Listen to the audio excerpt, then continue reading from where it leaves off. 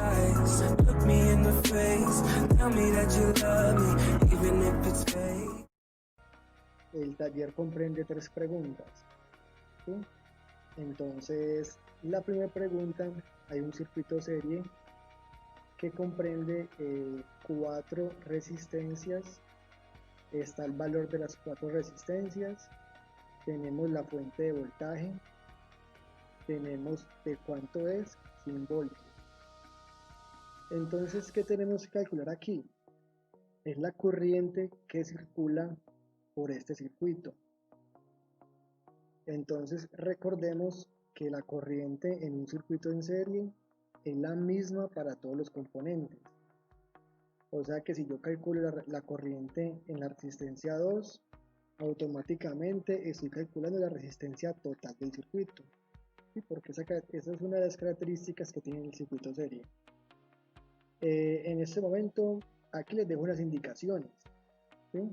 Son, digamos, unos tipsitos para que puedan desarrollar el ejercicio en el punto número 1. Entonces, utilizar, importante, la ley de Ohm. Importante calcular la resistencia total del circuito. ¿Por qué? Tenemos que la corriente es igual a voltaje sobre resistencia. Voltaje total ya lo tenemos, me lo están dando en la batería. Y la resistencia total, ¿sí?, se calcula sumando todas las resistencias que hay en el circuito. Entonces, simplemente sumar los valores que tenemos aquí de todas las resistencias y hacer la división, voltaje sobre resistencia total, y ese valor me da lo que es la corriente total del circuito, ¿sí? O sea que al hallar esa corriente estamos hallando la corriente que pasa por todas las resistencias y por la batería. Listo, entonces ese punto sale para pintura. El segundo punto, se tiene un circuito en serie compuesto por 3 resistencias, como lo ven ahí. Una resistencia 1, una resistencia 2, una resistencia 3. Como ustedes notan, en la resistencia 1 le dan la potencia, 10 vatios. En la resistencia número 2 le están diciendo cuál es la corriente que está pasando por ahí, 500 miliamperios. Y también le están diciendo cuánto es la resistencia de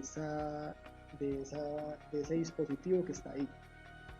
Y le están diciendo que la resistencia 3 son 24 ohmios.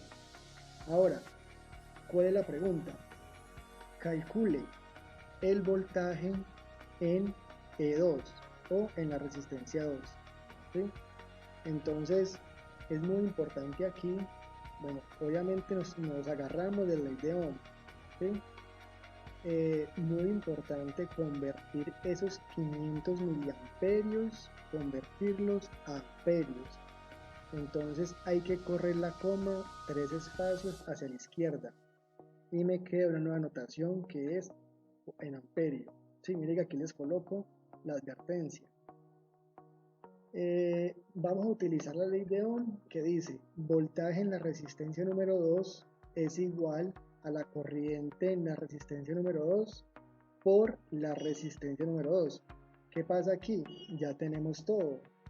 Tenemos la corriente que pasa por ahí, ¿sí?, que simplemente es convertirla, ¿sí?, pasarla de miliamperio a amperio. Tenemos la resistencia número 2. Ya simplemente es reemplazar, me da el valor y sale para pintura. Entonces ese punto queda ya listo. El tercer problema, ¿sí?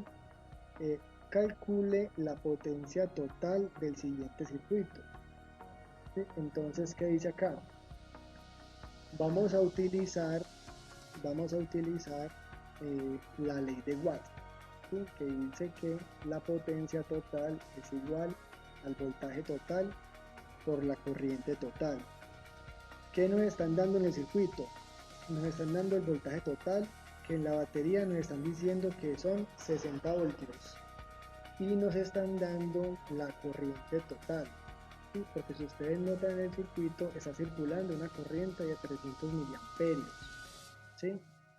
Advertencia, convertir los 300 miliamperios en amperios, ¿sí? Y luego simplemente reemplazamos el voltaje total y reemplazamos la corriente total, ¿sí? Hacemos la multiplicación y ya nos da la potencia total del circuito. Muchachos, en ese caso, esos 3 puntos son los que hay que hacer.